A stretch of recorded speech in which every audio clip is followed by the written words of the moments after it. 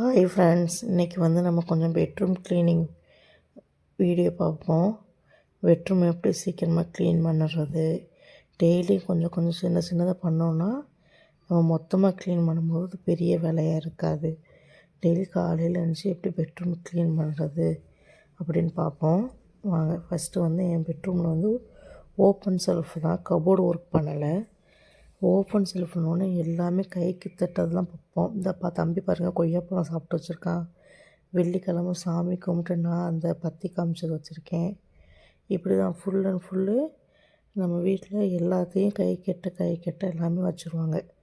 எல்லாம் பண்ணுறது நம்ம, ஆனால் வைக்கிறவங்க எல்லாருமே வச்சுருவாங்க. அவங்கள சொல்லி ஒரு பிரயோஜனம் இல்லை. கிளம்பிட்டு அவன் சீப்பு எல்லாம் எப்படி வச்சுருக்கான் பாருங்கள். காலையில் அவங்களே சொல்லியும் ஒரு டென்ஷனும் இருக்காது. காலையில் நம்ம வீட்டில் எல்லாமே வேலை பரபரன்ட்டு போய்கிட்ருக்கோம். ஸ்கூலுக்கு போக, ஒர்க் போக, இப்படின்னு நம்ம சமைக்கிற வேலை இந்த டைமில் போய்கிட்டு இருந்தோன்னே அவங்கவுங்க கை கெட்ட மாதிரி எல்லாமே வச்சுருவோம். ஃப்ரீ ஆகிட்டு தான் எல்லாமே எடுத்து வைக்க முடியும். அதே மாதிரி ஃபஸ்ட்டு நான் செல்ஃபில் உள்ளதெல்லாம் க்ளீன் பண்ணி எல்லாமே எடுத்து வச்சிட்டேன் பார்த்தீங்களா. அடுத்து நான் ட்ரெஸ்ஸிங் டேபிள் க்ளீன் பண்ணியிருக்கேன். நான் ஜன்னல் ஃபுல் ஓப்பனில் தான் வச்சுருப்பேன். அது மேலே நாங்கள் மாடியில் இருக்கிறதுனால ரொம்ப டஸ்ட்டு. அதுவும் இந்த மாதத்துல ரொம்ப காற்றுமா இருக்குமா, அது பாருங்கள் ஜன்னல் ஓப்பனில் தான் இருக்கும் எப்போவுமே. நைட்டு சரி பகலும் சரி கதவும் நல்லா காற்று வரும். அந்த போட்டிருக்க நிலவாசலில் போட்டிருக்க மாலை கூட அவுந்து கிடக்கு பார்த்தீங்களா, அந்தளவுக்கு நல்லா காற்றுருக்கும்.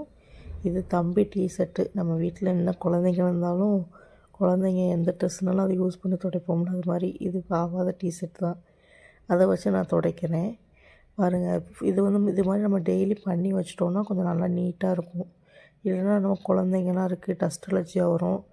இப்போ ஜன்னலே ஓப்பன் பண்ணாமல் இருந்தாலும் நீங்கள் வாரத்துக்கு ஒரு டைமாச்சும் இப்படி கட்டில் இப்படி மெயினான ஒரு வேலையெல்லாம் ஃப்ரீயாக இருக்கும்போது பண்ணி வச்சிட்டோன்னா நாளைக்கு எதுவும் ஒரு ஆத்திர அவசரத்துக்கு பண்ணும்போது நம்ம பெரிய கஷ்டமாக தோணாது. நல்லா க்ளீன் பண்ணிக்கோங்க. வெறும் டஸ்ட்டை மட்டும் தட்டி விட்டால் போதும். அப்புறமா நம்ம என்றைக்கும் தண்ணி வச்சு ஒரு மந்த்துக்கு ஒரு டைம் ஃபுல் க்ளீனிங் பண்ணும்போது பண்ணிக்கலாம். நான் ஃபுல்லாக டஸ்ட்டு தான் தட்டியிருக்கேன். அதுக்கே எவ்வளோ க்ளீனாக இருக்குது பார்த்தீங்களா. அது மாதிரி பண்ணிக்கோங்க. அப்புறம் இப்போ செல்ஃபு முடிச்சாச்சு.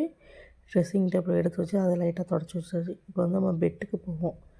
பெட்டில் நம்ம நைட்டு பொத்திட்டு போட்டிருக்க பெட்ஷீட்டு, ட்ரெஸ்ஸு எல்லாமே அப்படியே அங்கங்கே இருக்கும். ஃபஸ்ட்டு உள்ள தலகாணி பெட்ஷீட்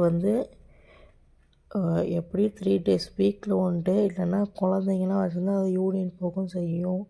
அதனால் 3 daysக்கு 1 டைம் மாற்றிடுங்க. அதுதான் நல்லது. ஏன்னா நம்ம அவ்வளோ ஒர்க்கு காலையிலேருந்து நைட்டு வரைக்கும் அவ்வளோ ஒர்க்கு பார்த்துட்டு போய் படுத்து நம்ம நிம்மதியாக இருக்கிற இடம் அது ஒன்று தான்.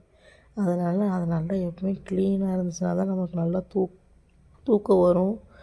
மைண்டு ஃப்ரீயாக இருக்கும். இன்னும் டென்ஷன் இல்லாமல் இருக்கும். நிம்மதியாக நைட்டாச்சும் நிம்மதியாக தூங்கலாம். அதனால் எப்போவுமே அதை பெட்டு ஒன்று க்ளீனாக வச்சுக்கோங்க.